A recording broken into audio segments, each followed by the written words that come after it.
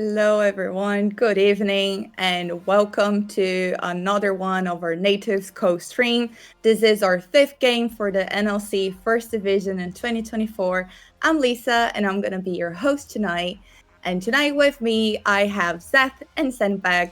Hello, guys. How are we feeling tonight? I'm feeling pretty good today, excited to come back. This is a weekly thing, and I just feel more comfortable getting ourselves back into this. Sandbag, how are you, man? I'm good. I'm glad to have all three reunited this time. The one with the two of us was lovely, but having Lisa to direct it all is just, it's nice to have it reunited, like you said, finding our feet. Yeah, really good to be here tonight. And before we start, should we take a look at our NLC Team of the Week video?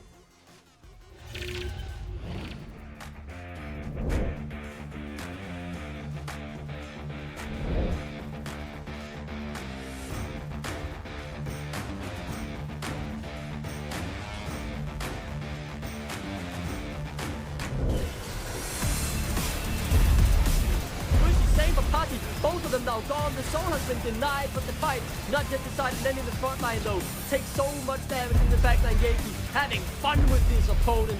Triple kill for Rusty Sniper. He's made Jin look like a champion, and it's the 8th.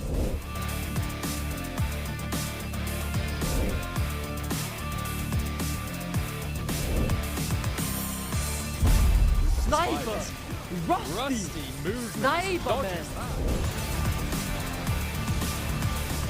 Alex alone to run rapid across him, but just as well as perfect. Begins to dash on forward to the Darkin Blades.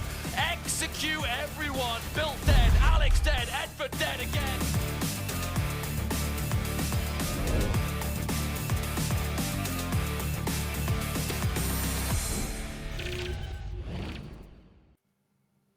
What wonderful plays we've had this past few games. I'm just so happy to see Nativz performing that well.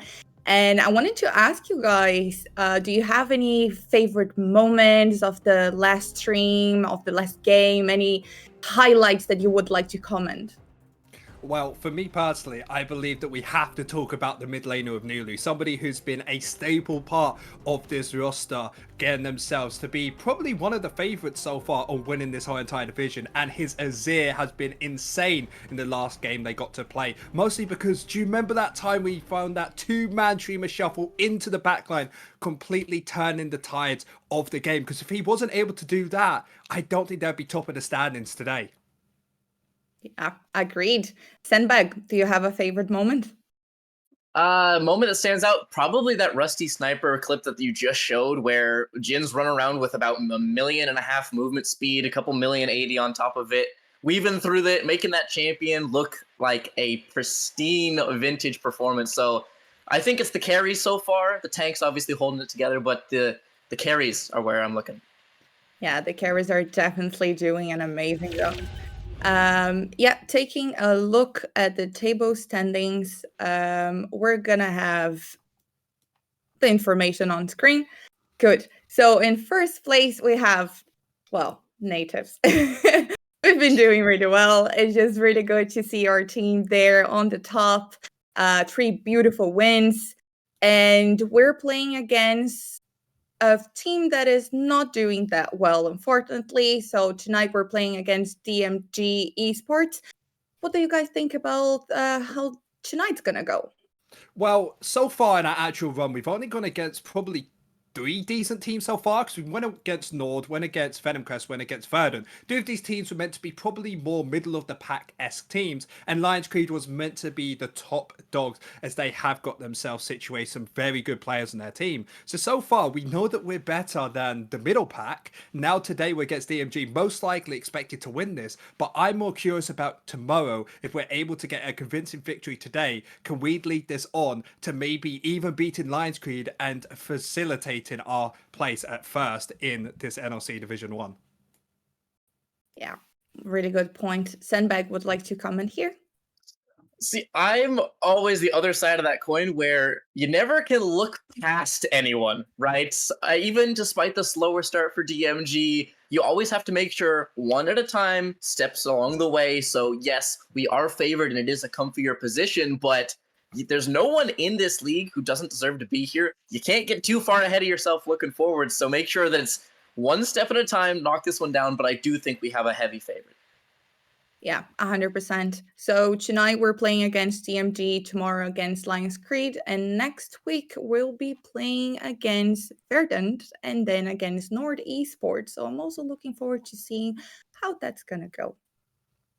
Yeah, I'm going to be really excited to see it further on games. But Sandbag, okay, probably we should put a little bit of effort into beating DMG. We are, of course, going to be the heavy favourites on that. But for me personally, I've seen how this team has performed. That early game can be a little bit rocky sometimes on the side of Nativz. However, remember that late game? You even said it before. Jin, you get him a little bit too far ahead on Rusty Sniper. Completely takes over the game. Nulu as well can be that consistent mid lane. Again, to late game, he just carries their way through. So I feel against DMG, even though they can be difficult, I don't see why they are going to be a big challenge, at least for how good Nativz have been playing. Yeah, that's true. To be fair, I do want to say it is still definitely swung our way. Just make sure that we're getting to that point because, like you said, still some wrinkles in the early game. It can also get a little bit out of hand if we're just opting into unorthodox, we'll put it politely, unorthodox fights. We can dig ourselves into a hole, so let's just play nice and stable, nice and reliable, and I think we definitely have this one tied up. I feel like if Nativz just takes its time and focus, we can do a lot of things on the late game. So I'm very excited to seeing this.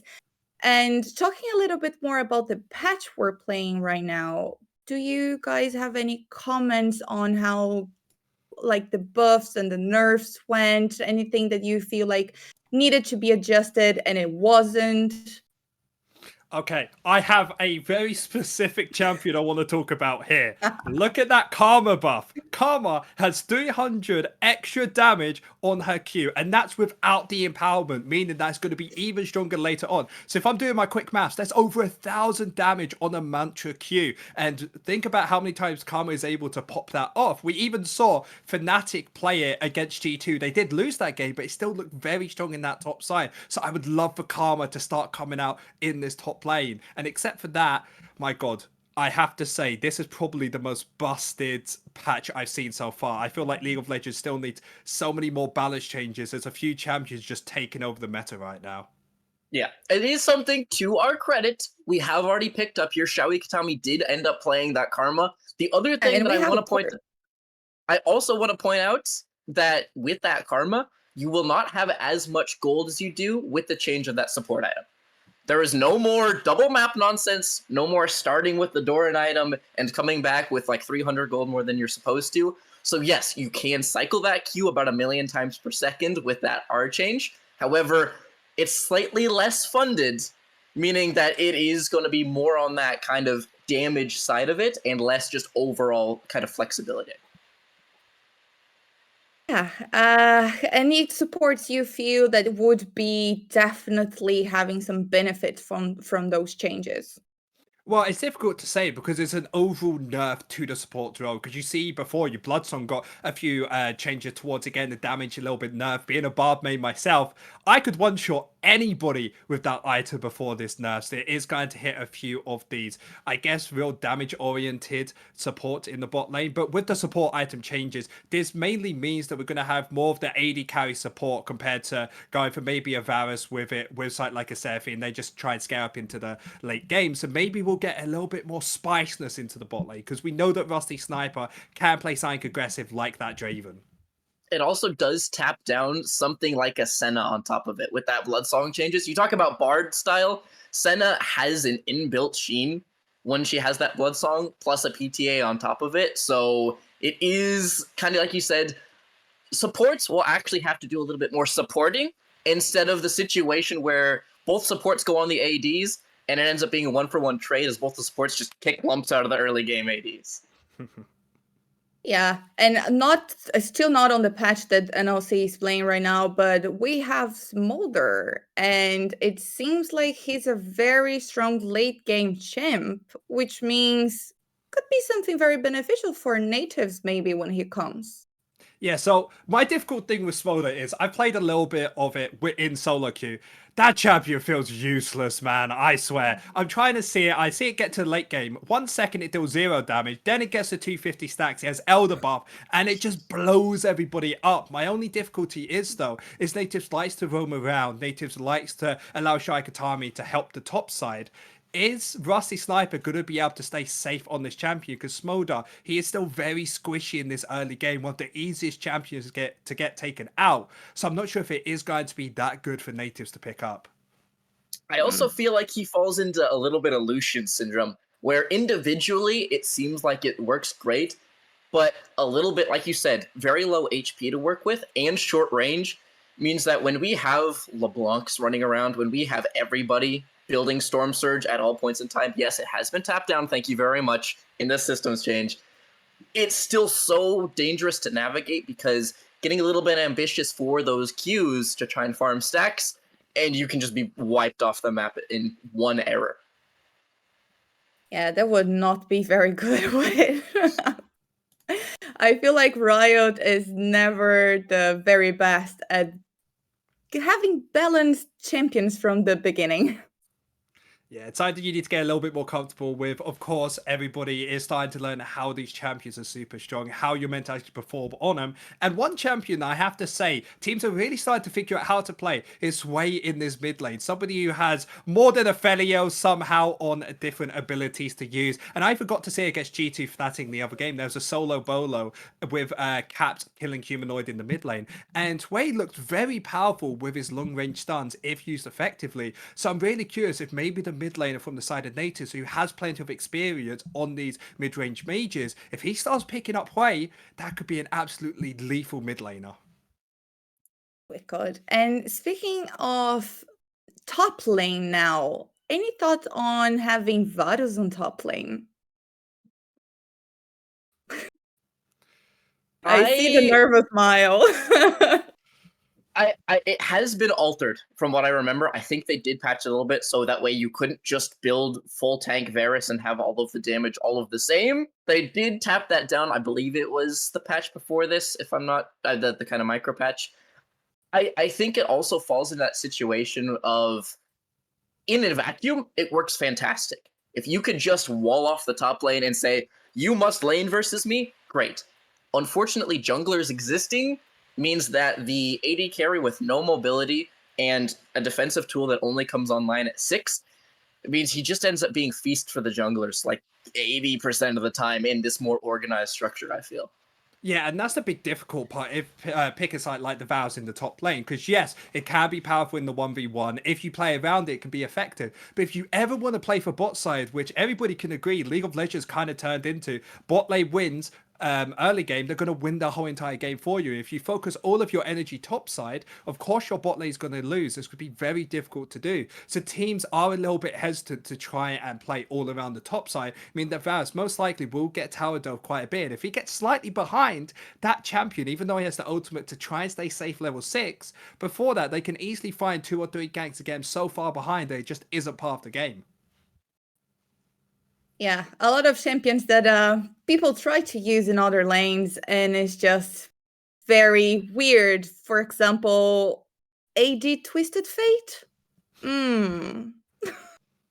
What do we think about him? I'm a proponent of this. I really think the crit changes are... I think we even touched on this last stream, Zath, where the crit changes make AP Twisted Fate just slightly better, but in very small ways. But it also opens up the ability of locking him early and flexing him. It's no longer a situation where you get yourself in one style of damage, so it's more flexibility, something I love in drafts, and just more options available to a team that picks him up. I think he has kind of positions where he can be picked if you're looking for that movement style towards the bot, like you said. Yeah, and that's one thing that I'm really curious about, because of course you say AD Twisted Fate, side that is a unique champion that can go both AD carry and even mid lane, most likely in the mid lane position. But you even sometimes see mages building AD items like a Doran's Blade at the start of the game, and the main reason they do that is to try and get a little bit extra damage in this early game and have a bit more push pressure, because some of the base AD on mages isn't actually that bad. That's why sometimes you saw Faker on Ari building AD items early on to just try and poke out out the enemy in lane and make it where they can't really lane against you. So maybe instead of building it on the TF, trying it on a few different champions could really pay dividends for people.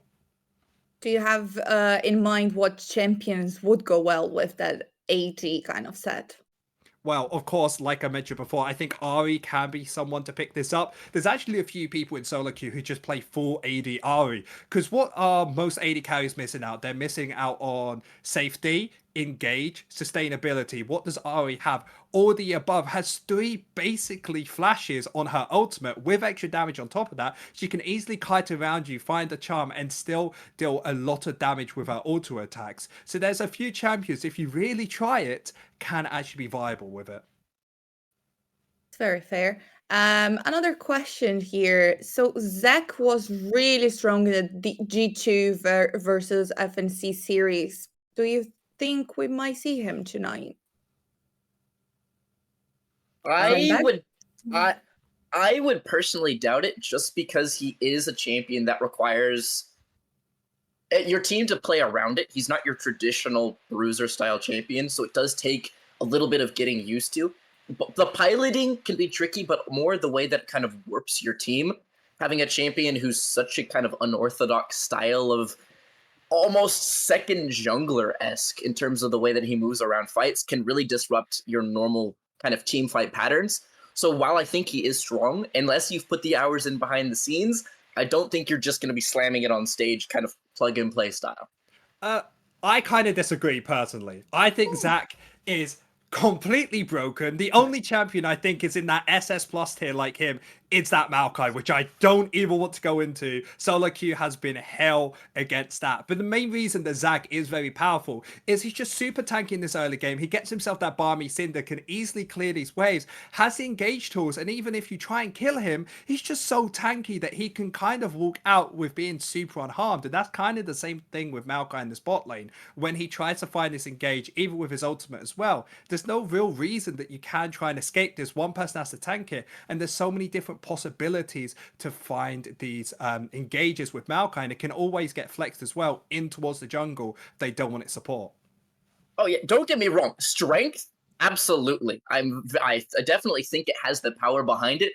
I just don't know if the teams have prepped to play it with maybe a little bit more time that we have now, considering we're still on 14.2. Maybe they've had enough to bring it out, but I just would have reservations of, are they willing to play it on stage? Strength, absolutely, but in terms of the team themselves, we'll have to see. To see. Another champion that just came to mind, it might be something nice to talk about, Brand Jungle. Brand Jungle actually did get a slight nerf. It isn't in the patch you see here, but for everybody in solo queue, it is in 14.3. He did get a 20% nerf on his clear speed, which means he will be 1 to 3 seconds slower later on. So that will definitely help people not get ganked as much by the Brand later on. Of course, this was before the changes have been made through, and I think Brand is super powerful in this jungle. His clear is one of the fastest in the game, maybe even the fastest at this point, and his damage numbers are cracked in the early game. If he's ever able to find a little bit of CC on top of you, he would just easily be able to burst you. For sure. It also unlocks your ability of AD mids, right? That we were talking about, the Ahris, the TFs, those sorts of things. If you want to split damage profiles, Brand has a moment.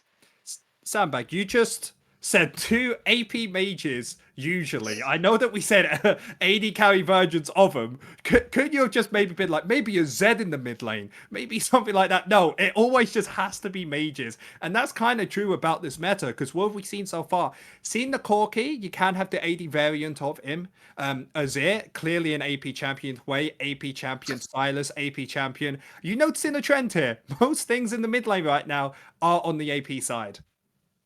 Absolutely. Most things. We seem to be having some delay with our drafts, and funny thing, the players are just playing random games to fill time like Scribblial. In the meantime, I just wanted to remind people that are watching us that we are also having our watching party on Discord. It's being hosted by Hanivai, our community manager. So if you want to join her, you can just use comment Discord so you can get the link. Maybe we should be playing something as well, something like some like Gartic or random games. But so sorry. Speaking a little bit more about what we could see tonight, do we think we could see again an Azir or Jin coming back, or do you think they're gonna be banned after the last games? So I believe that Jin is a little bit more situational like beforehand, because if everybody was here last week, we constantly mentioned Jin is very good against squishies. You put a tank up against him, it's like hitting a brick wall. You are just not getting through them. So it's very important that Jin is later on in the draft compared to something like the Azir, which is very first pickable, mostly because what does it do for you? It allows you to get priority in the mid lane, allows you to stay very safe. And they've actually knocked down his sustain later on in 14.3, because even Riot knows that champion's a little strong right now. Also has the engaged possibilities with the streamer shuffle, and there's just so much this champion does that I do expect the Azir to either get picked by one of the teams or get banned away. Yeah. What are we thinking in terms of support? Soundback? Reliable support. I mean, I'm just trying to think of the ones outside. I think Maokai should have been brought out already. Karma's the big focus. Maokai just feels like he does everything. He has sustain, so you can't poke him with sap magic. He's got vision control with saplings. He's tanky as all get out. He's got an AoE engaged the size of Mars rolling at you to secure objectives. He just kind of does everything well and hasn't been piloted yet, so I'm not sure what the holdup is. Maybe it's just comfortability, but I think he's another one that, like you said, top jungle support, slam a Maokai, he'll fit in somewhere. He's guaranteed to be useful. Do you know what my biggest issue with Maokai is? His Bramble Smash on his Q is a displacement tool, which means so many champions that want to go in on him, he just says no. They're slowed up, and then they can't walk in there. And if they keep trying, guess what? You stun them up again with your W. Ultimate's there as well. You just can't move, and it is so infuriating to play against. So if Maokai does not get picked, I'll be very surprised on that. But it feels like the meta is starting to get defined quite a bit, with a few champions coming to the forefront of that. But the thing I mostly want to talk about is the Void Grubs in the top lane, because I was talking to a few people behind the scenes, trying to really figure out what is really a good place to take the Void Grubs. And when I was discussing with them, of course, when you have a good side laner that can constantly hit towers, maybe something like a Trundle or a Jax up there, that's when the Void Grubs start becoming a little bit more useful. But when I've talked to a lot of the teams, it's a bit more of a handshake of, hey, we can't take Dragon, I guess we'll take Void Grubs. As Dragon still feels like it's the major objective to try and pick up. Do you feel like... Go on, Sandbeck. No. I'm just following up on that. It's exactly what you said. It feels like it's a win more tool as opposed to a kind of stall or late game focused. You're trying to. That's only useful when you are able to access the towers, right? So if you're constantly pushed in, if you're in retreat and you're away from their structures, you can have 10 grubs, and it's not doing anything to change the map state, right? Yeah, you could. How about like the different versions of Baron that we have now on this not so new season anymore? Well, the different Barons, they bring a little bit of a uniqueness to the game, because I love how it actually changes the terrain. That's the most exciting thing for me, because it means there are a few different wall placements, maybe a few cubby holes that people don't expect, and it allows teams to have slightly different alterations on how they want to try and take Baron, compared to beforehand, where it was always a tried and true method on how to do it. And that's one thing a lot of these teams are trying to figure out, because you talk about the Baron changes, I'm more excited to talk about actually in the bot lane, the red side changes, because when I was talking to a few people behind the scenes on what these AD carries are going to have to deal with, because remember that side, there's so many ways down to this tower, so it makes it a lot more difficult for the bot side of the red team. If they're ever losing, they just can't do anything, so they always consistently need to get a strong bot lane to win, otherwise it's looking very difficult for them. That's a very fair point. And we saw a lot of different changes, a lot of new cool changes in this new season. So what do you guys feel would be like the one that impacts the game the most? Soundback? What? Say it again. Which is impacting? The game the most. Oh, the changes so far. I mean, Yes. the other thing I just was sorry. I was kind of still thinking about the terrain changes of it. Also changes the way that you have to set up your like the fights themselves with terrain, but it was also the vision changes because you could also sneak wards in places otherwise. Especially that I'm trying to remember off the top of my head that tunnel, the tunnel on the Baron, where it has the two kind of sides on the terrain.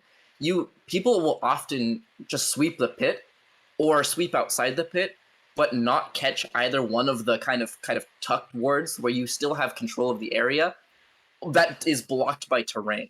So it also kind of makes sure that you have to dot your I's, cross your T's, and set up everything correctly because laziness or even sloppiness in some cases is just completely exacerbated by these extra little bits of walls and little wrinkles.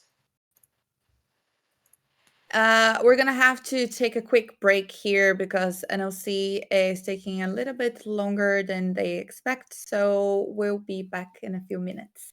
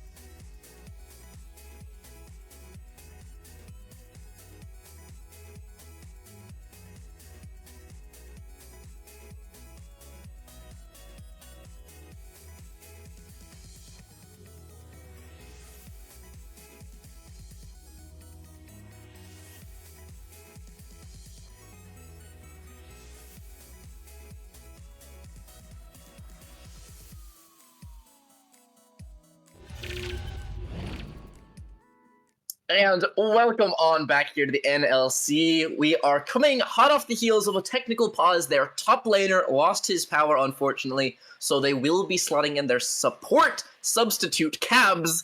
Zath, we talked about Karma. Is this the moment where we just slam it early for the autofill player? Check the bans. Check the bans. It's doomed. It's doomed. Okay, It's for so everybody doomed. who wants to know, behind the scenes, we were like, he could just play Karma top because I keep going on about how good Karma is. But smartly, it's even like Nativz are banning away all support, so they can't get played in top, they can't get played in bot lane. And it's actually quite a smart thing because we already know that Cabs could be uncomfortable being the top laner. Now, if he doesn't even get a champion he's comfortable on at all, there's no way the Smurfette just can't take over. Remember, he's our 19-year-old prodigy. Maybe one day in the LEC. It's DMG are going for a little bit more of the normal bans, taking away the Azir, the Ashe, and the Nocturne, trying to take away the comfortability it feels like Nativz have with the Azir in the mid lane. Yep, it's worth mentioning. Nocturne has been taken away. I think it's like 6 of the last 10 or something silly like that, which is why we don't even discuss it anymore. They accept their fate, they eat the ban, and ban it away every single time alongside the Ashe. However, the marksman locked in. I don't think this one will be going top, but Varus here locked in blue 1. Yeah, I really like Varus' first pick because all 3 champions that DMG ban are very good into the Varus. Azir, remember, has the way into the backline, ulted them straight with Crystal Arrow. Nocturne just does Nocturne things with ult. Now, Nativz, they still want ways to try and get on top of this immobile aided carry. Something like the Orianna in the mid lane can definitely do the possibility there because remember the Azir is getting taken away and Nulu is great on these mages, so it's either going to be Orianna, maybe something like the Corki could work out as well, but instead it is going to be that Ezreal that's just going to be able to poke out Cabs in this early game. Yep, this is 14.2. He did get, I believe it was W cooldown last patch, which is the one that we're playing on here in the tournament realm, alongside the Orianna, so safe distance. These are fairly stock standard picks here for Nativz. Nothing's too spicy so far. Yeah, but the way I'm seeing their team can go for is a little bit more back off, making sure that we have the range advantage and maybe look for the team fight later on. Because we all know the Rusty Sniper, like he said in his interview before, wants to get to this late game and be this massive threat. And this edge will allow Shwari Katami to roam up to the top side, as we will have the counteraction in the mid laner of Syndra coming through, trying to give a little bit more defensive capabilities off to the Varus. So if anyone tries to go in, Syndra should be able to stop that and maybe even burst one of the enemies. I'm expecting most likely the jungler to come out here. They still haven't picked up any, and none have been banned away except for the Nocturne. Maokai, like we said before, is going to be very powerful if they want to choose that instead, but they're instead going to be picking up their support of Rakan. I suppose that makes sense when they've already taken 3 support bans so far, Karma, Seraphine, Melio.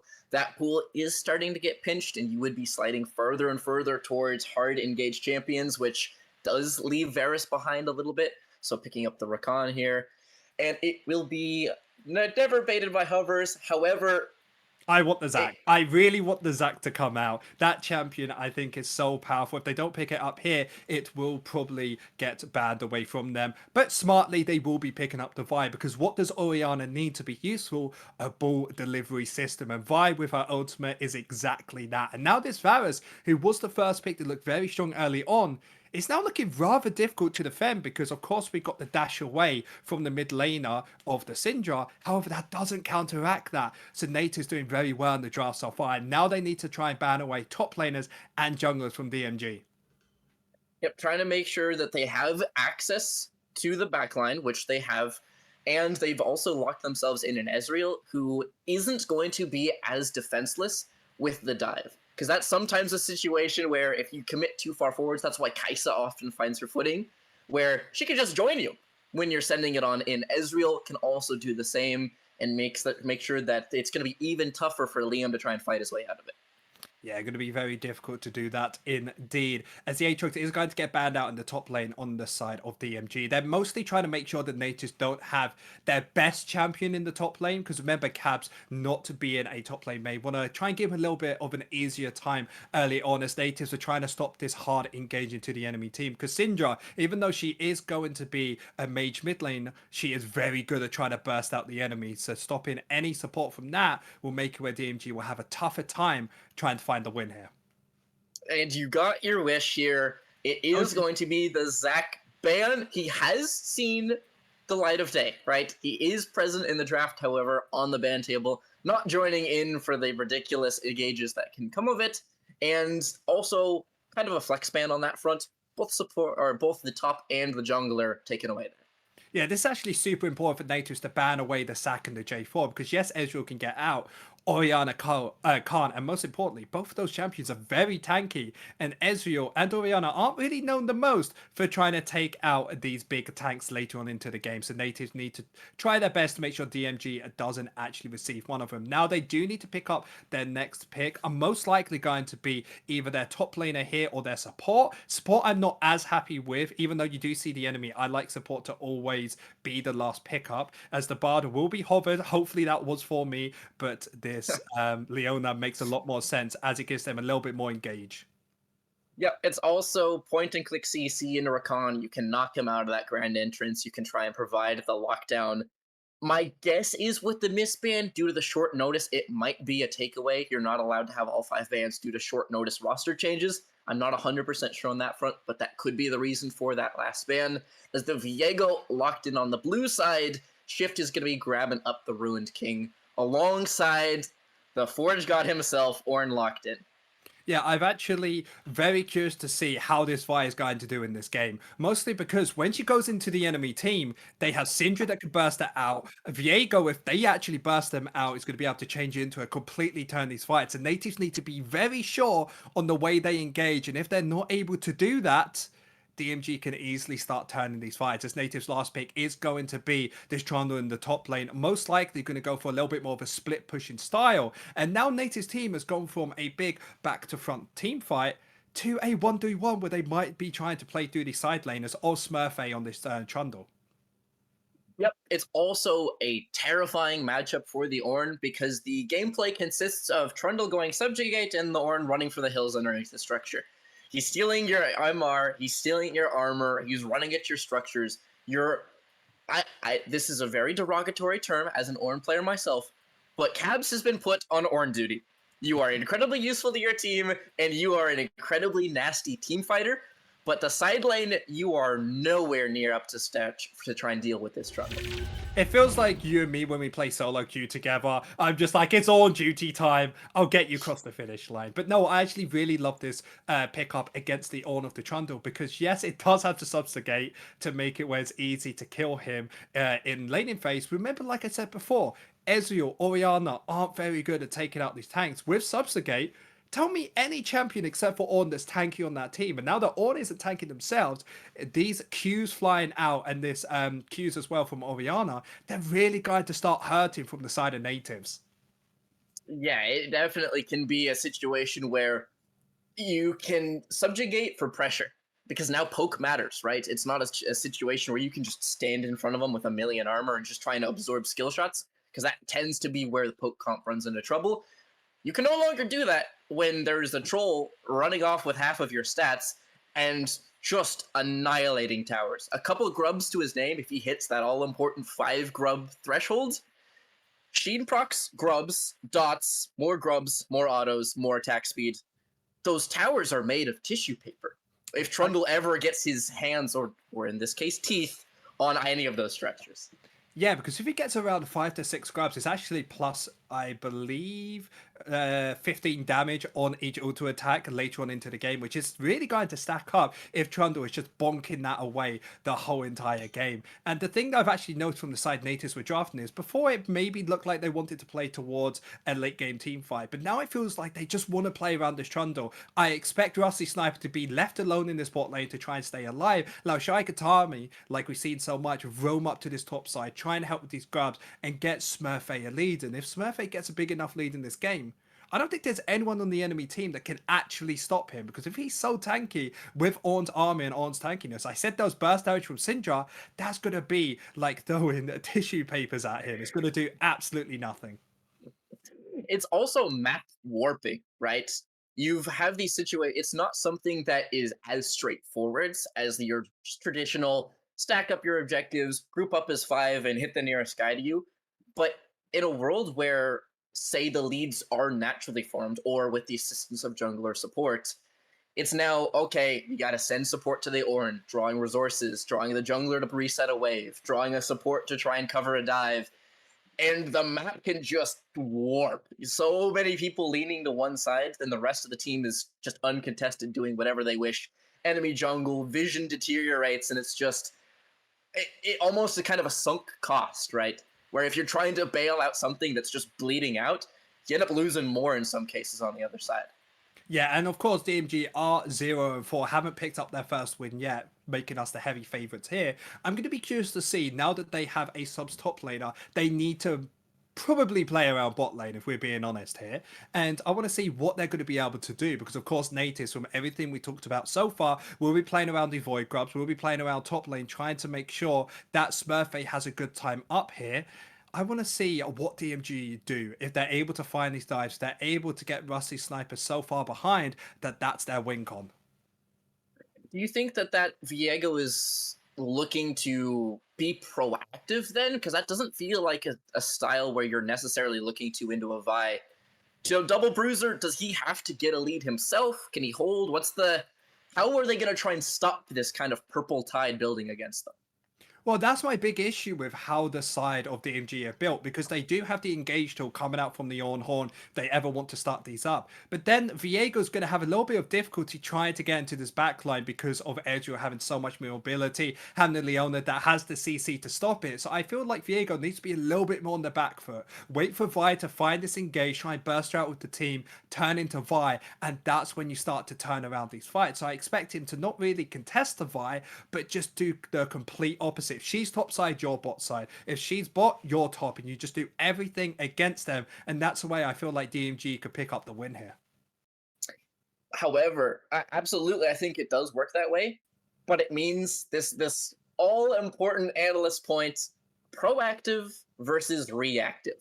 One is making the plays, the other is addressing them. And if Nativz makes no errors, you don't get to play the game. If you're playing reactive and the engage sticks every time, Vi ult, Ori ult, your backline dies, there's no anything that you can do on that front if you can't play make of your own. So absolutely, the deck is stacked in our favor. I will just say it that way. Not to mention a team who's seeming like they're coming together, the kind of uptick in between week 1 and week 2, not to mention a sub in the top lane now, not to mention proactive draft and abilities to cause our own fights.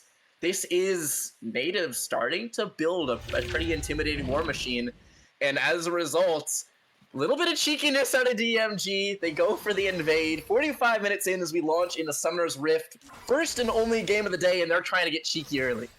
Well, isn't that really what you expect? You have a Rakan, you have CC as well from Shift, so there's plenty of ways to try and lock down somebody on the side of Nativz in this early game. Fortunately for us, Nativz were able to snuff it out, clearing those wards, except there is going to be one ward on the blue buff on the side of DMG. They will spot it out where the jungler will be starting off Jakey for us. However, look at that ward on the Wolves camp that we were able to place. That side that I haven't seen a lot of teams do, and what that's going to be able to do is spot Viego out on his pathing, not just yet, but in around about 30 seconds times, as I most likely expect him to be clearing towards the top side. Yep, you can always do that quick CS check, obviously 4 CS per camp, so if he walks by with 12, you know it's full clear. If you anything short of that, it is going to be a cheekier play, and Trundle might have to play respectful. And yet, Shift put in a tough position from very much loaded, it feels like. Yeah, it's going to be a difficult position indeed, as we already see fight spot. Yeah, Zenith Blade onto the back line, but no Q to follow it up. It is going to be Ignite, cleansed away by Rusty Sniper. They're trading heavily early, pots ticking. The anti-heal so far means that Xiao Ikitami and Rusty Sniper taking the worst end of this trade. Yeah, Cleanse did get used by Rusty Sniper, so one form of CC on top of him. He is going to die. However, level 2 advantage for none of these, so there won't come more of that. Luckily for Rusty Sniper, he is playing Ezreal, has that dash away, has that Mystic Stock to still get this CS, so he's going to be perfectly fine. However, Shift may be looking down towards the spot side. On the ward, able to get the Aftershock proc for the extra resistances. Will the Leona, they retreat underneath their structure, 300 HP apiece, but they have scouted out Shift as he walks in up into the jungle. Yeah, but it's actually really bad from the side of Nativz. Their bot lane can barely fight now, while the side of DMG are pushed in this wave and are going to look to shift. Vi incoming though, and it forces the flash out of Shift. He goes for the Gromp, Vi covers it with the assistance of the bot lane, and he leaves empty-handed, does DMG's jungler so far. Nulu flashing away in respect. It could have been Flash Spectral Maw, so just getting out of dodge early. Yeah, Shift actually using his flash before this. I'm guessing Nativz wasn't able to communicate that, so Nulu is going to lose that on the back end of that. However, with Shift using his flash, it's still an overall win for this team. They're able to push out this bot lane, already got the cleanse out of Rusty Sniper, so DMG are getting this lead in the bot lane like they wanted, and even top lane as well. Cabs is doing completely fine in this lane, only down 2 CS, going to be able to push out this wave as well. So DMG still in a decent position. Yep, you'd rather take away the flash of the mid laner as opposed to the flash of the jungler. Shift is going to be able to go back to clearing his camps. Wave heading towards Smurfy with Viego en route. But we're going to have the two supports running headlong into each other, and 75 gold into the void, unfortunately, for the native side. Yeah, and there is no differential in these wards so far. However, remember, there isn't going to be a flash on this Orianus. There's a possibility for DMG to try and look there, as this wave is going to be pushing out towards them, allowing this Vi in the bot lane to try and steal away a few camps and make sure that mid lane is safe. Trying to push out, trying to move your momentum around the map here. However, Shift crossing back to the other side. Wards doing well work over the course of this game. A couple plays that could have manifested, just diffused by a well-placed ward. Yeah, there could actually be a possibility with Nativ's big wave in the bot side to look for a dragon straight away afterwards. But remember, like we mentioned before, we think they should play around this top side, trying to make sure that Smurfy has a good time, which actually has the ghost in the top lane, which will come more into play around this level 6 mark. However, if Smurfy dies here, this could be a big wave he's losing, as Vi is going to try and contest this. Yeah, if the timing is good here, they're able to go onto the jungler. Shift is going to be blocked by the pillar. Remember, no flash from the previous play. Cabs takes up a tower shot. Excellent work from Jakey to acknowledge the threat, make sure that he's there to cover the wave, and Trundle will absorb the rest of those minions. Not just absorb, but actually get tempo for his team. Because now that we know that Shift had to reset there, it allows Shai Katami, who pushed out bot lane beforehand, to roam up mid lane, get the push out. So now the side of Nativz, who are looking a little bit rough on their reset timers, are completely good now. There may have even been a possibility to be picking up these Void Grubs, but instead getting themselves the resets and getting themselves into a safe position where Nulu is already halfway through getting their flash back up. Yep, absorbing so far. A couple of nice looks out of Shift. He understands he wants to try and get in there. He's trying to fight for Gromp. He's trying to fight for Krugs, but has just been addressed and thwarted at every turn. Yeah, and with Dragon spawning in, well, Dragon already up, there could be a possibility for Nativz to try and contest this. Remember, with the resets we talked about beforehand, they are in a very good position, having a few more items into their pockets to start this up, as they will start it. It's gonna be, so far, uncontested. We do see Viego on the Krugs, but he will have to walk through a pair of wards to get there. 2k HP and no flash available means that Shift can't go for anything cheeky, and it will be first Drake grabbed up. Zenith Blade not landing onto the recalling jungler means that it is just nice walk back to the structure. I actually really like that from Shari there, going for that attempt, because if he was able to reset that, it means the tempo would be in favor yet again on the side of Nativz. They could have maybe looking for a dive bot lane, tried to make sure that Shift has a little bit more difficulty, as Nativz will be trying to get prio around this top side. Most likely expect them to maybe keep pushing their lead, as Smurfy in the top side already is 10 CS up, which is what you like to see against this matchup.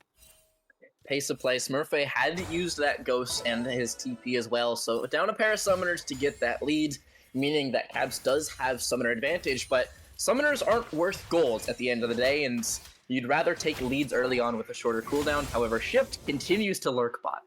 Yeah, but there's nothing really possible. Leona still has flash available. Rusty Snipe has the flash and cleanse available. So even if you try and look for Psych, the best you're going to get is a flash out of it.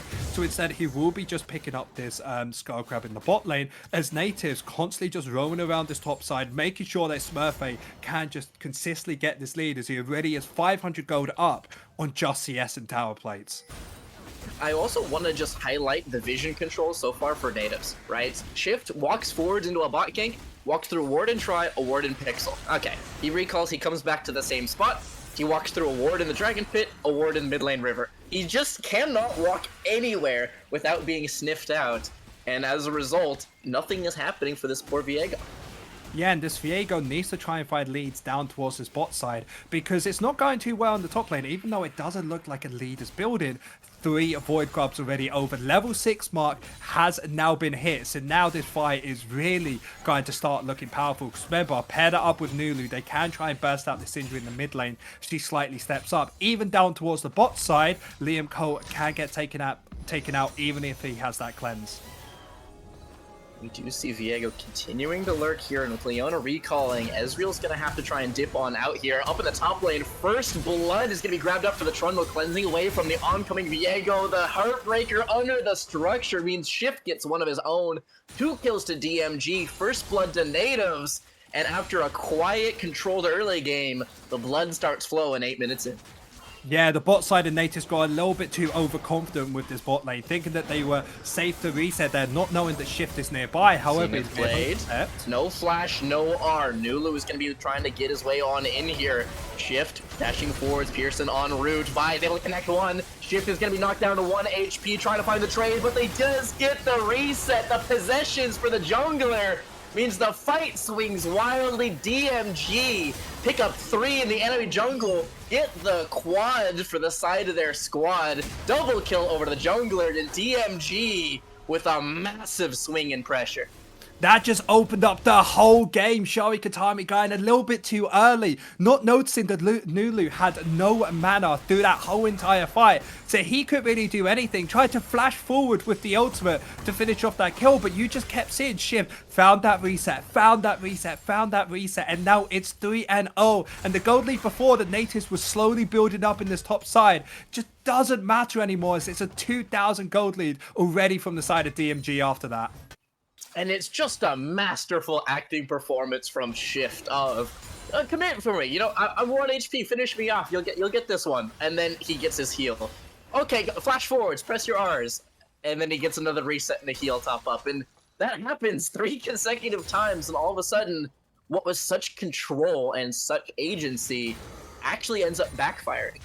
Yeah, backfiring quite badly on the side of Nativz, because we already see the Kraken Slayer coming out from Shift, meaning if they try and go for a 1v1 against him or go for another fight like that, it's going to be even more difficult. So now Nativz, when they want to take fights, they need to think, is Shift here? If he is, we need to use everything we can to try and burst him out before these fights even start. Otherwise, DMG will be winning them, as Nativz may be looking mid lane. However, there is a ward that Jakey's on, so don't expect much to come out of this.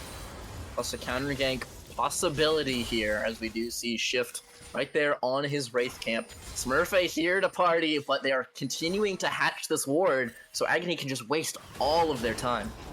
Yeah, actually danced around it, doing a quite good job to be slightly in vision, thinking maybe it's possible, maybe they'll start walking up, but Nativz do notice that they can't find the gank here, so nothing will come of it, and Dragon will be spawning in the next 3 seconds with DMG already positioned for it.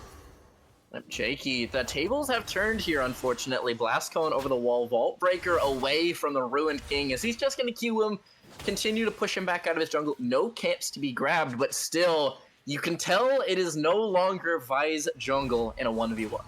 However, teleport advantage is on the side of Nativz, so if they want to try and contest it, they have to do it now, because Ornn cannot do anything against him here. But instead, I'd actually like Nativz to try and give this up and allow Smurfette in the top lane just to get this tower. The Forge God trying to chunk him down as best he can. Bellows Breath will be coming up in just a moment, but trying to finish off this tower. He can't be disrespecting the Ornn entirely so far. 1 HP left on the structure. Will be a cash-in soon. Next recall, perhaps. Yeah, Barmy Cinder plus the healing reduction coming out from Cabs does mean, even though Smurfette is going to win the 1v1, he's not going to really be able to kill Ornn under this tower, so he's trying everything he can to stop him from grabbing this up. However, DMG, with the tempo advantage of Smurfette teleporting top side, there is a possibility to pick up the second Void Link, so that's exactly what DMG is trying to do. Yep, smiting that one down, able to grab 2 of their own so far. Making sure that no Void Mites will be summoned this game. Remember, there were 3 for the side of Nativz, making this a 4th as they get their prize to deny, at least for the side of DMG, as Vi and Trundle team up to grab their 4th. Yeah, I'm expecting side Nativz to probably want those 5, mostly because of Smurfy being able to be a bigger side threat than he is earlier on. Now that Nativz has that push in the top side and Smurfy's already got himself that first item complete, they can start going into the enemy jungle, start bullying them out, because Shift is strong, but trust me, you have a Trundle against the Ruined King, the Trundle is always going to win that.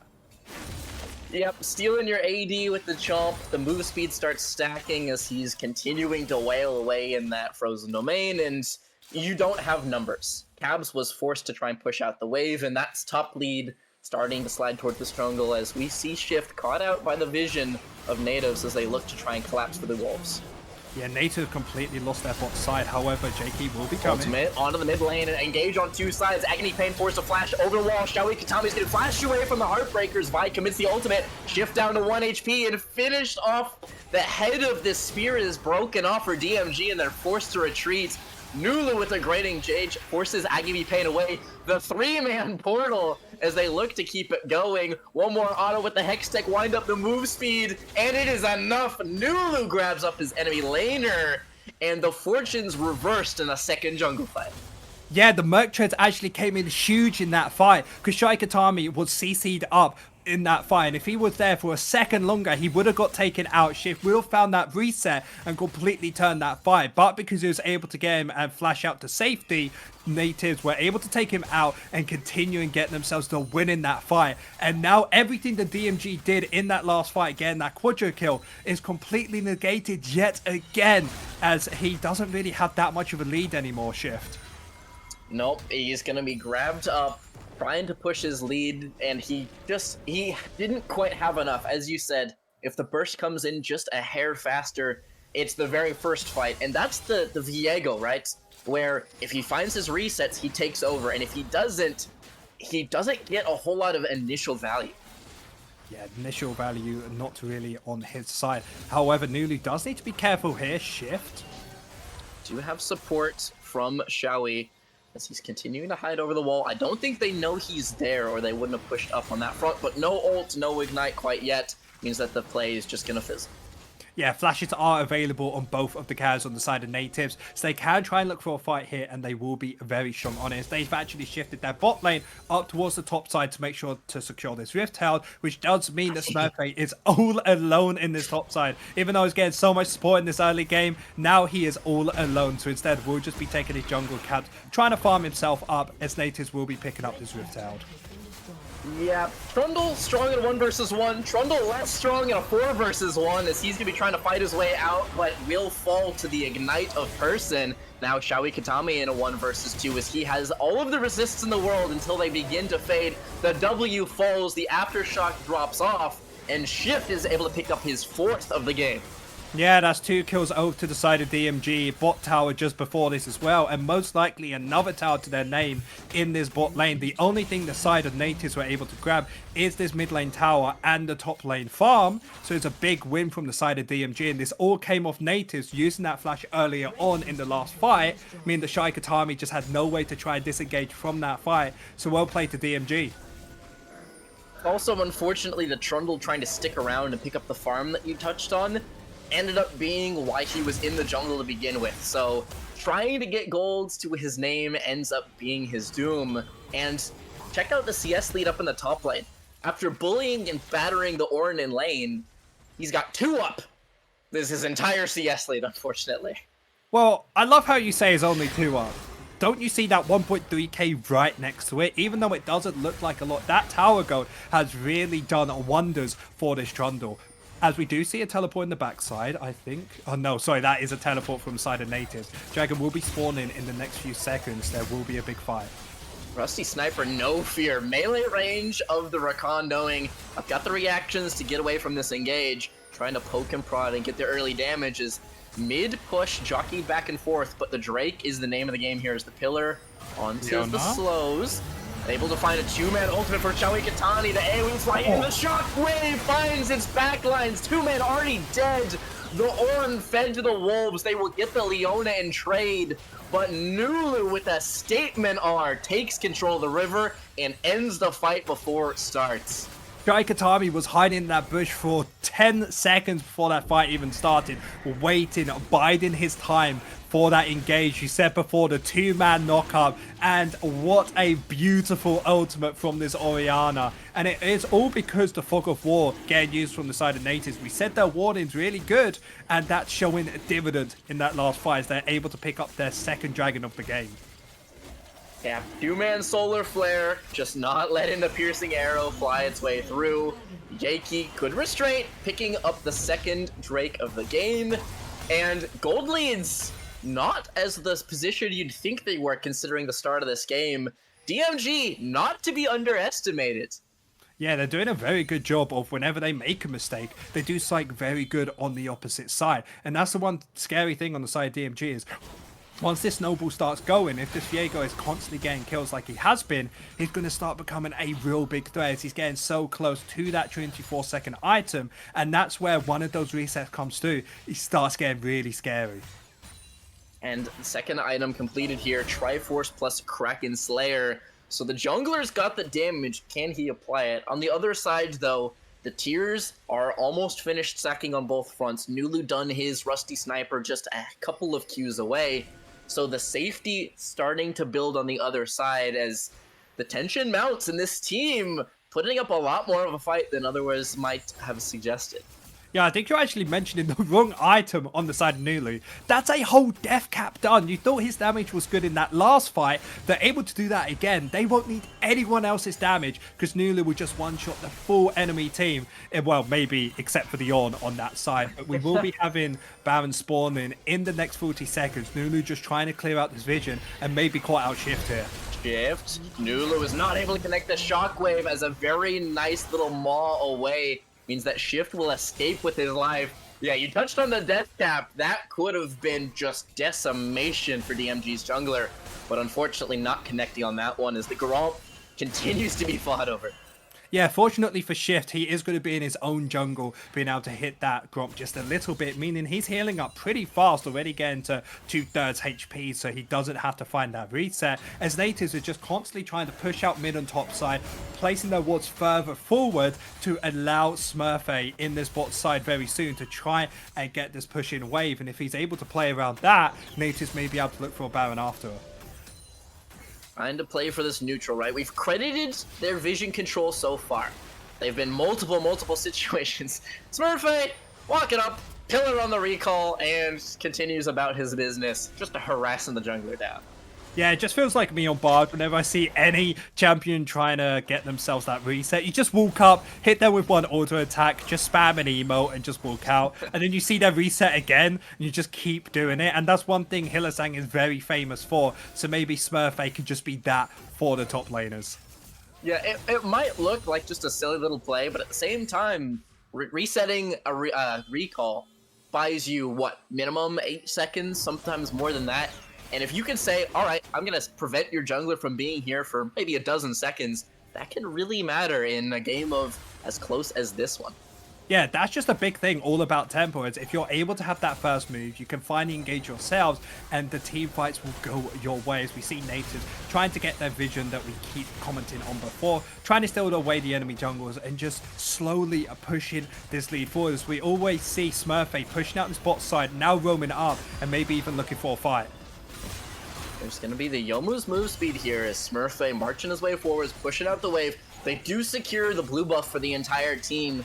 Remember, with those preseason changes, it means that a blue steal doesn't deny it from just, say, the mid or the jungle, but their entire squad going to have lacking that CDR. Yeah, and Nativz as well got themselves a 2,000 gold lead by making these small plays we constantly keep talking about, of pushing out these waves, trying to steal the enemy jungle, and making sure that you starve a Shift to make sure that he doesn't become this massive powerhouse. As did he steal it? No. No, you can see the blue vision, unfortunately. Very close timing, but Shift was able to grab that one up. However, on the other side of the map, Smurfy has gotten to the point where he can just almost justifiably ignore the Ornn and just whittle the tower. Little by little by little by little by little, death by 1,000 paper cuts. This tower will eventually go. Yeah, the only thing that Trundle is slightly lacking against someone like Cabs is a little bit of lifesteal. If he had a bit of that, he would never have to reset, but because of the build he went for, he's going to be more tanky for the team, probably better in these team fights, but his split pushing pressure isn't going to be as prominent as it could be. Yeah, you see the Warden's mail exactly as you said, itemizing for a little bit more structure, a little bit more support for his team, and a little bit less, I'll see you guys at the Nexus at Try Not to Die team. Yeah, did you see that vision coverage on the side of Nativz? They haven't been down in the bot lane for 30 seconds. They already got everything sorted for the Dragon spawning in the next 2. Now, DMG, do they want to try and contest this? It doesn't look like it, as instead they might just try and take this Baron if Nativz try and take Dragon. Yeah, you can see the handshake of the vision on the minimap, right? 3 blue wards set up in the red side jungle versus the Dragon control of Nativz. They've split the map, and as long as you can keep at least one eyeball on the Baron, it will eventually favor Nativz in the long run. Yeah, because Nativz placed everyone down towards the bot side, this does allow Syndra to just get this top lane tower, at least get damage against it. However, Trundle yet again down bot lane, completely going against Cabs, not caring about him. Again, more damage onto this tower. So great plays coming out from Nativz, still winning all out. Yep, it will be soul point collected in just a moment, as there it is flying through. They're able to grab up their third of the game. Structures across the map will begin to crumble as the map opens. Smurfy marching forwards, but 2 mobile champions versus a guy with a big rock. He's not going to be able to pin him down, unfortunately. Yeah, and this is the strongest part of how Nativz like to play. We constantly talk about how their late game is super powerful, but we don't really talk about the power of their macro, because this is one of the oldest teams in the NLC Division 1, which means that they've played League of Legends for so much longer than anyone else. So these minute details that a lot of teams don't think about, they always try and take a look at. Yep, down to the bot lane. Smurfy is going to be able to go to work. Look at the tower just melt down to 1/3. He's just going to ignore the aura now in a 1 versus 1. Able to find the interrupt onto the pillar. Smurfy subjugate. Reinforcements, however, will come and force Smurfy away. But when your jungler shows, Baron gets started for Nativz. Yeah, they don't have too much burst damage with Rusty Sniper and Nulu, so most likely there is going to be a chance for DMG to try and contest this. However, Smurfy has to teleport to join. It'll be a 4 versus 1. Xiaoi's lurking, finds the Zenith blade onto the back line. They knock him down. Syndra has fallen into the back line, however. The Rusty is trying to fight for his life and just get picked off. Nulu picks up a killing spree, but Viego may take over. The damage is down. No Rusty, no Nulu, no fight left in Nativz. Chip finds his reset, and DMG turn the fight on its head. Yeah, they should be able to pick up Baron after this. DMG with a huge fight coming out. This was all on the back of Shift, knowing that he allows his team to find this engage. Pick off one, the fight is done. Nativz, they just needed to go for Shift straight away. Liam Cole, even if he does have these 2 items, he's nowhere near a big enough threat against Shift. So that is going to be Baron over to the side of DMG. And we thought this game was slowly cracking up bigger and bigger from the side of Nativz. But now DMG are looking to be in the driver's seat. Yeah, it's again just a situation where Nativz trying to push their lead, trying to squeeze a little bit more out of them, and are answered in kind. The story of draft that we had going was proactive versus reactive, and you're seeing it play out on your screen. It's really sad from the side of Nativz, because they were so close to finishing off that game. If they won that Baron fight, this game would be practically over. But now that DMG had 2 minutes to try and defend their base, allows them to come out and start finally getting their vision ups, finally get their gold to a decent position. They are in a shot of trying to get this. But fortunately from the side of Nativz, after these 2 minutes are done, they can try and look at this Baron. By ultimate onto the back line, the shockwave combo finds 2, chains of corruption onto the front line. They are able to blow up Jakey. The damage just not there to support him. And when you go in, it's a one-way ticket versus all of the damage. Smurfy's got to flee. Call of the Forge God finds the knockup. The scatter will not land. The Trundle in full retreat. The move speed to safety. It is only the Vi pick, but at the same time, the game's starting to swing away from Nativz. Yeah, we talked about it beforehand. If Jakey goes into this backline, doesn't work out perfectly, he can just get bursted out by Shift and turn around the fight. Fortunately, Nativz did notice after the first kill, if it doesn't go through, they need to run for the hill. So it is only going to be 1 kill. Mid lane tower is still up for the team, so they haven't really lost much except for that kill. And we're talking about Shift a lot this game because he is the engine, right? He's the most obvious player. But quietly, DMG's bot lane, full 3 items for this Lethality Varus, supported up by a perfect squeaky clean scoreline on Pearson, meaning that he does have the support of his team. This isn't a one-man show anymore. Viego has allies he can play off of. Yeah, and one thing I'm very surprised by is I don't remember the last time I've seen a Rakan have 0 deaths, even when your team is slightly further behind. So that's something that's quite impressive coming out from the side of Person. But fortunately from the side of Nativz, 50 seconds until the next Dragon do have tempo advantage right now. So can try and get themselves vision for this. Teleport will be available for Smurfy as well. So if Nativz want to turn the fight and turn this game back in their favor, they need to try and pick up this Dragon. And I would say you're looking towards Leona to do that, right? Some of the best fights have been kicked off by Solar Flare into Nulu and Jakey cleaning it up, right? Less committal, able to warp fights and set them up for success, as opposed to Vi flying in is not a situation where you can just fly in with reckless abandon anymore. Yeah, Leona most likely has to be that first to engage before Jakey is able to get in there. But the big scary thing about that is it's missable compared to Jakey, who can just ult in and it's always engaged upon. We have 2 seconds till Drag's about to spawn. As the posturing begins, you see a very different tale from normally. No longer Nativz in control of the river. Now they are forced to check through the darkness. 9k HP, some nice poke out of the Ezreal will push them back for a moment. Yeah, getting themselves to redemption. They're still looking very good. Both top laners have teleports available.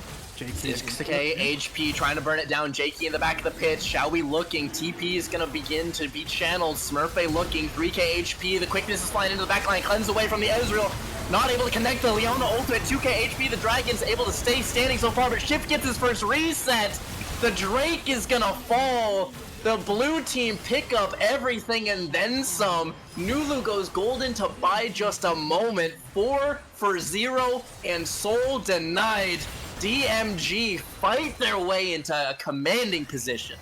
Yeah, still 30 seconds with every member on the side of DMG versus Nativz. Rusty Sniper will have to clear this wave unless he wants his middle inhibitor to get taken out here. As DMG, what a fight coming out. Person, 3-man ultimate into the backline. Just allowed this massive wide gap for Shift to find the ultimate, to find the reset. We said before that Shai Katami is tanky enough. Take a look, only has 1 item complete, that Frozen Heart, which does mean that he will easily get taken out by Shift. And after that first reset's done, we know how the story goes, as DMG was able to pick up the Dragon and the fight.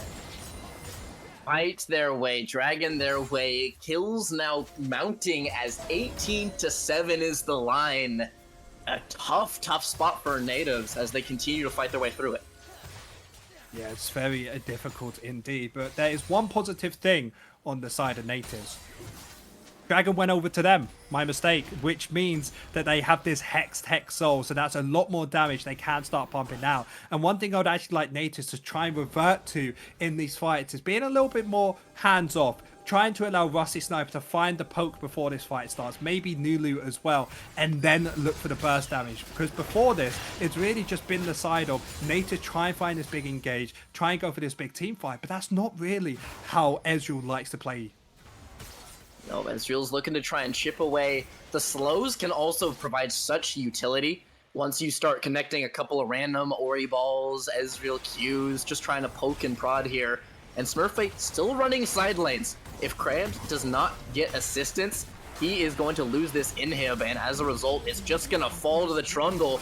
So creeps will begin to pour into the DMG base, thanks to the efforts of this Trundle as he continues to wreak havoc against this matchup.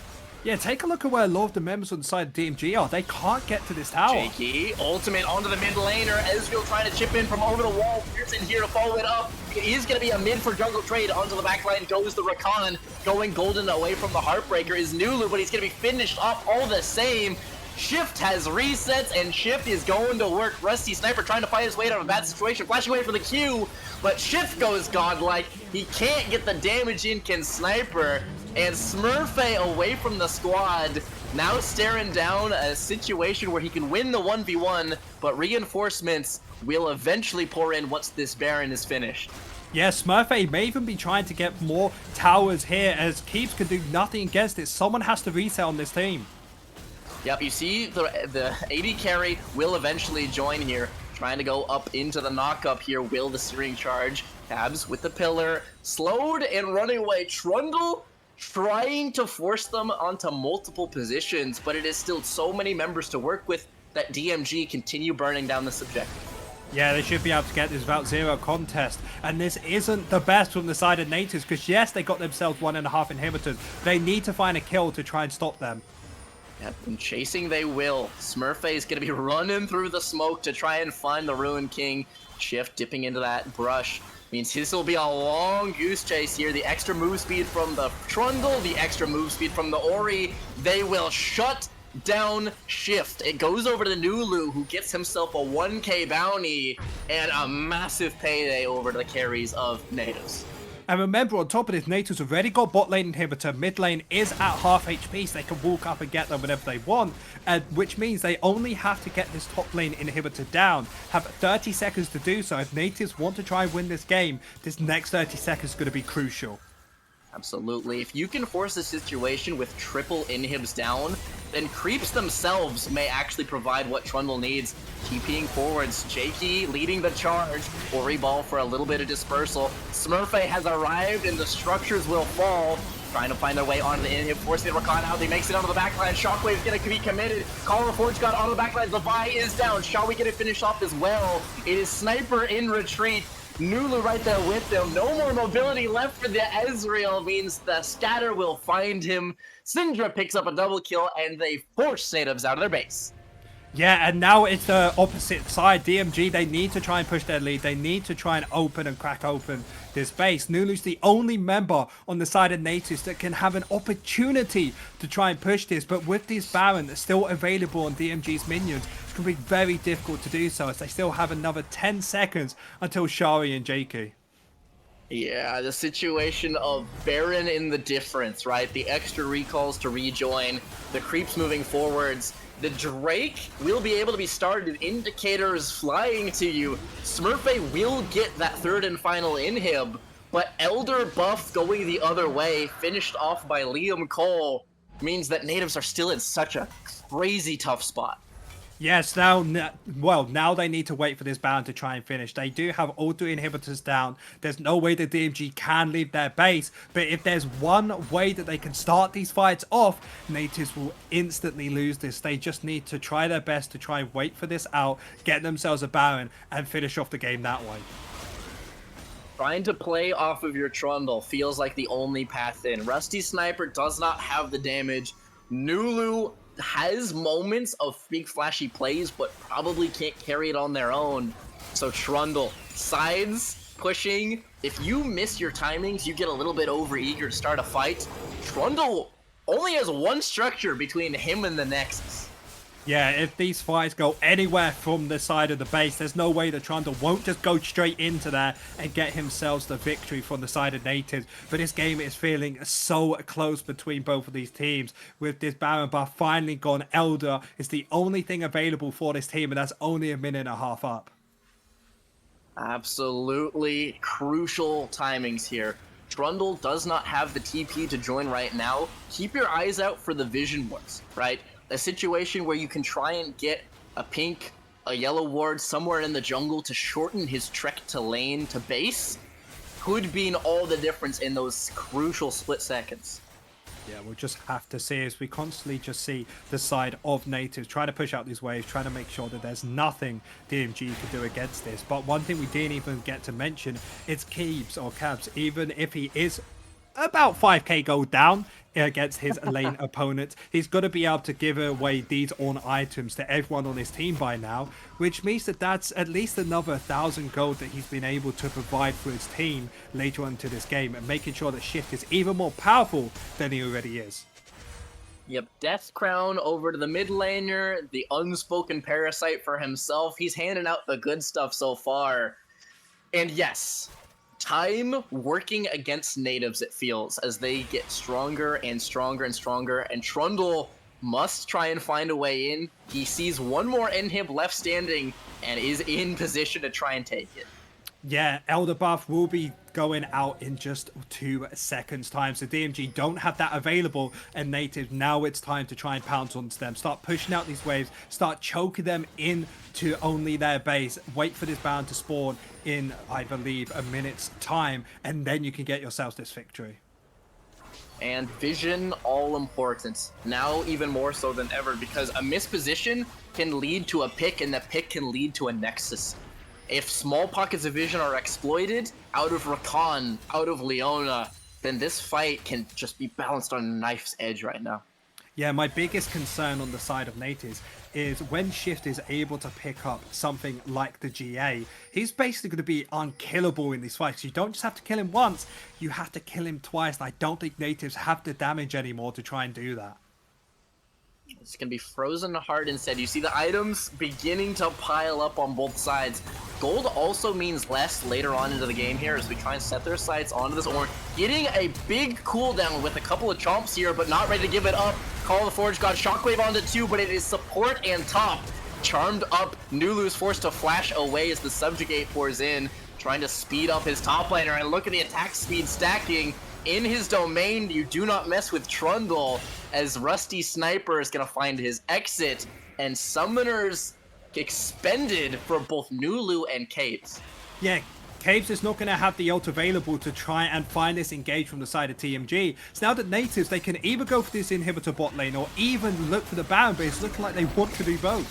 Tense moment here as you see the split calls trying to pull them apart. Reinforcements joining as Agony Pain joins his top laner, trying to clear out the minion wave versus this Trundle, pillaring him away. Recall out of Orianna means Trundle's alone, and the TP on the other side trying to split him apart here. Into the front line goes Sniper. Sees diving forwards with the E, but Shift is able to pick up his first reset. Jakey, 3-man Shockwave, maybe turns this around for Nulu. Key to have the damage, the piercing arrow finds them both. Double kill to the marksman. Nulu left alone is able to find one, but finished off by Liam Cole. It is Smurfy left alone once more as incredible scenes. Shift was holding the line, but Liam finds that dagger.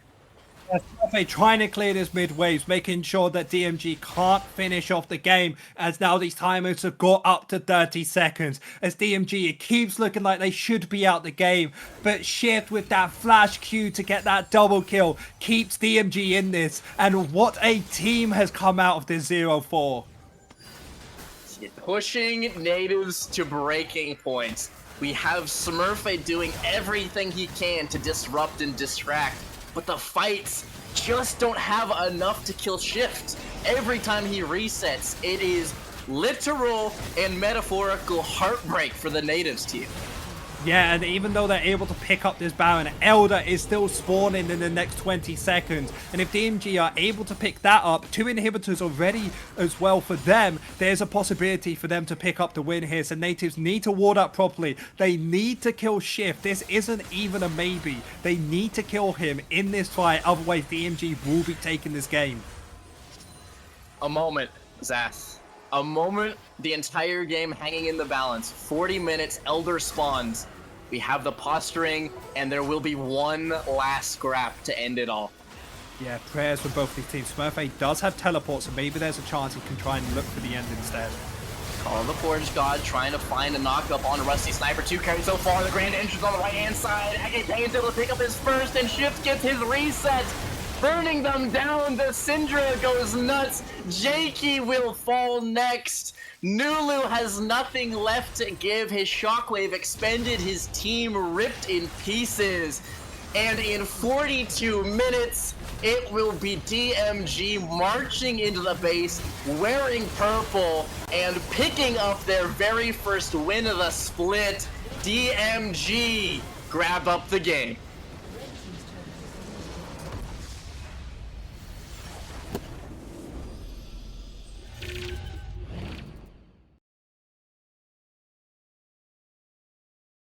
Just a moment of silence for everybody as a native fan, because that's difficult to deal with, let alone what team you support. But if you're here with Nativz, that's even harder to try and digest, as both me and Sandbag, of course, are supporters of this org. And that was difficult to watch at the end, because if you look at the start of the game, you look halfway through, yes, Nativz made mistakes. Yes, they could have done stuff better.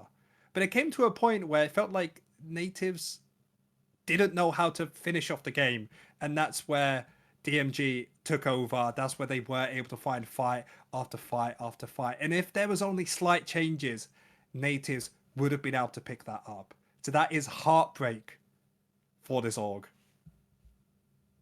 It is, unfortunately, a long and hard-fought battle on both sides, but eventually can't quite get it done. And it was slivers back and forth, small health bars on jungle fights, tiny HP advantages, and a couple of skill shots connecting ended up making and breaking the game. Critical fights. Was there a hinge moment that you felt like the game spun? Because it did feel like almost this kind of tug of war for a long while.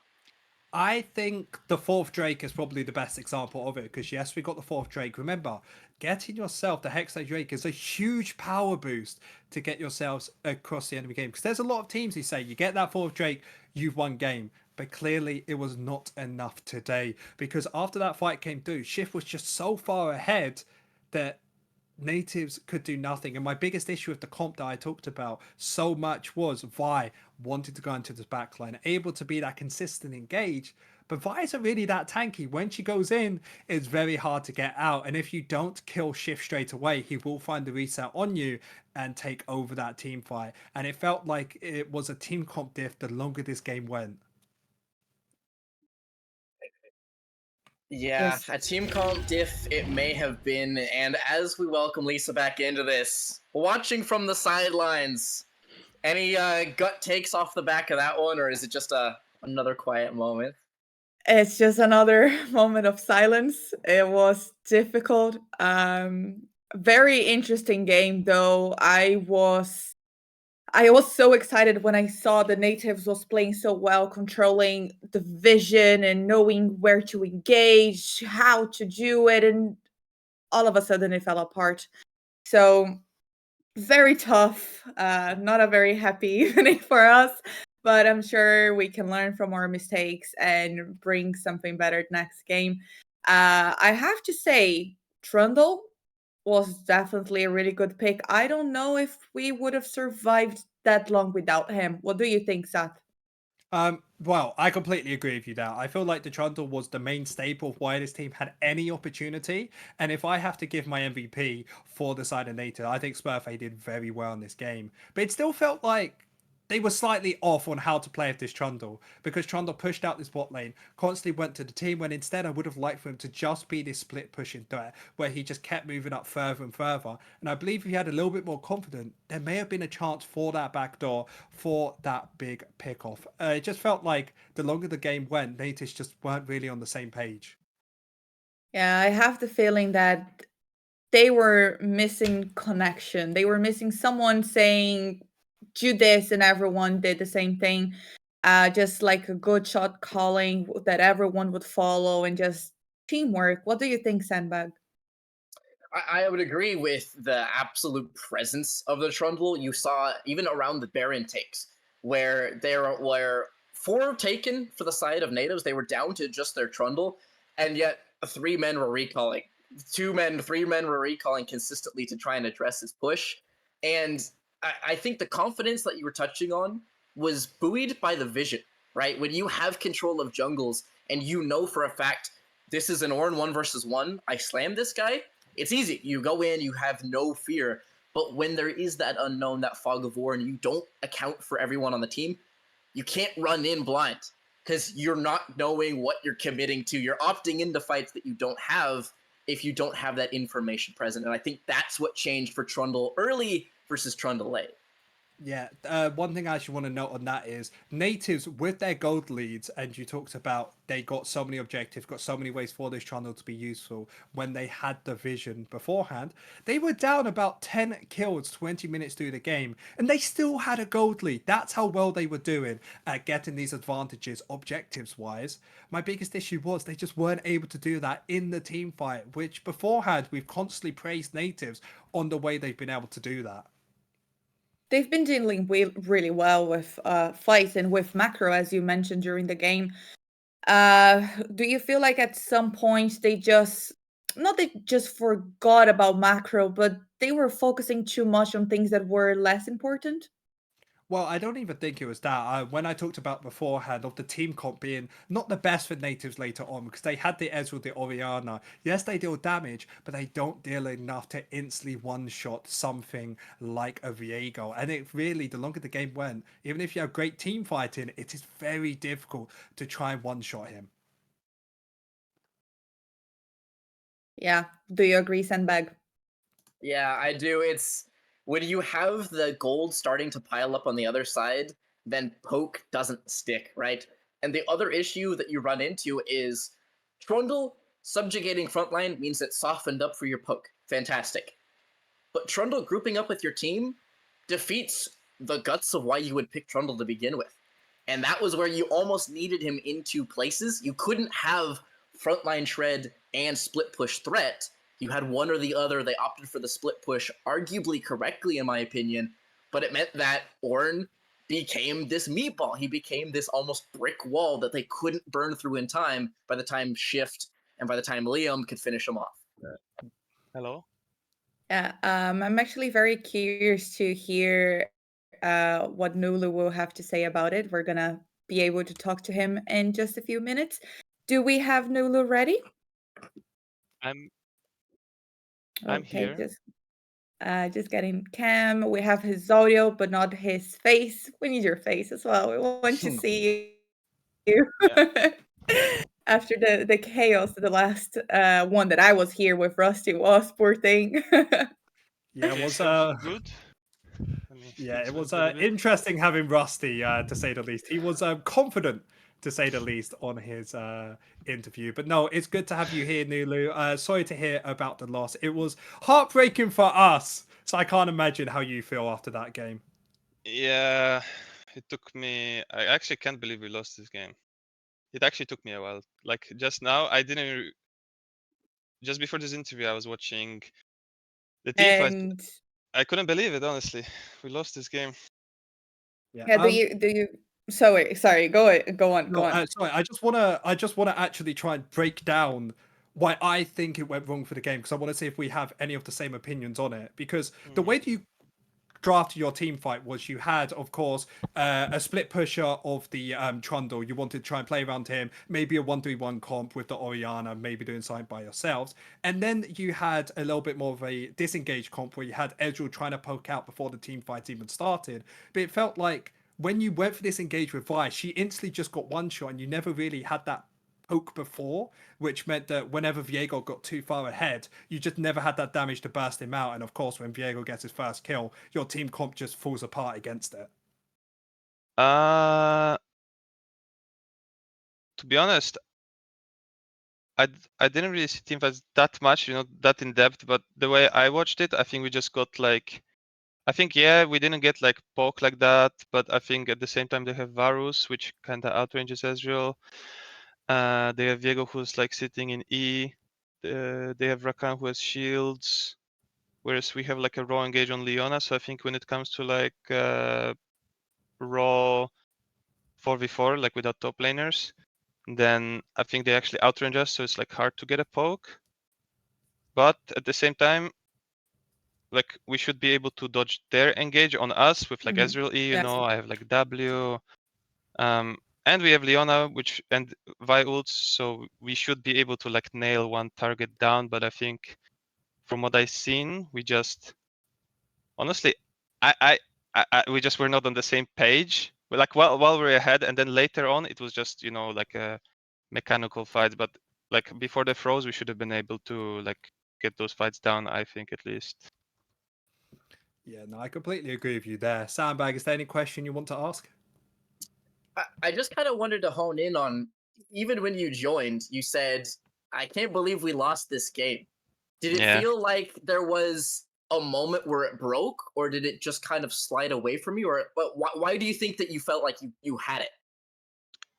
Well, we got I was like 2 levels ahead mid and like 50 CS up. So for me, this guy was like useless, and we took 2 inhibs. And in my head, when I was like imagining how we play teamfights when Syndra does no damage, stuff like that, to be honest, I didn't account for Viego being so strong.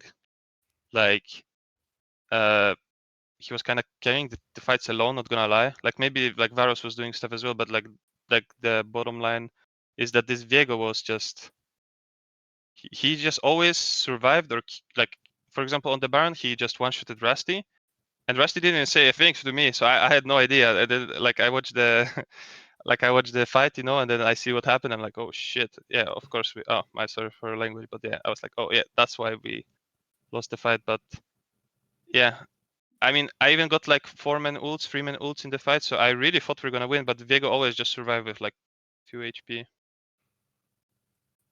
It was definitely very tough. And is there anything that you feel that you could have done better or differently to secure a win?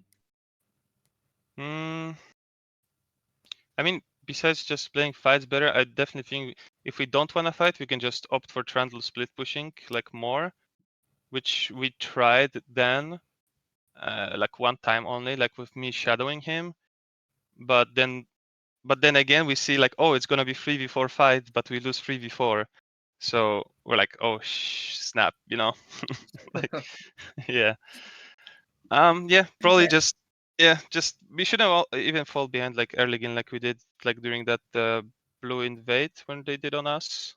That was kind of Yeah, bad that too. was the quadra kill, or no, it was like 3 kills over to the Viego, and I think Yeah. that's probably the story of this game was you guys versus Viego, seeing who can kill each other the quickest. Because if you're not able to burst him out, of course, it could be difficult. Because you got Frozen Heart by the end, had the Hysterics Gauge. There just comes to a point, even with a death cap on an Oriana, there's not much you can do unless the full team is on the exact page. So it's kind of difficult to say. However, of course, DMG is quite a difficult loss to take. But how are you feeling for Lions Creed tomorrow? I mean, we took 3 in like this game. In my head, what I'm thinking is like we played good, just like decent macro, just micro was off, and that can happen. So I'm not like, honestly, I'm not like depressed or anything. Just we have to just show up tomorrow. That's it, I guess. Like I think macro wise, we took 3 nips down, you know. So generally, when you take 3 nips down, the game should be like kind of over. But stuff can go wrong, and I don't mind that. Like I don't mind us losing. Of course, loss sucks, but what can you say? Sucks, but it happens. Yeah. And thank you so much for being with us here tonight, Nolo. We're gonna start to wrap up.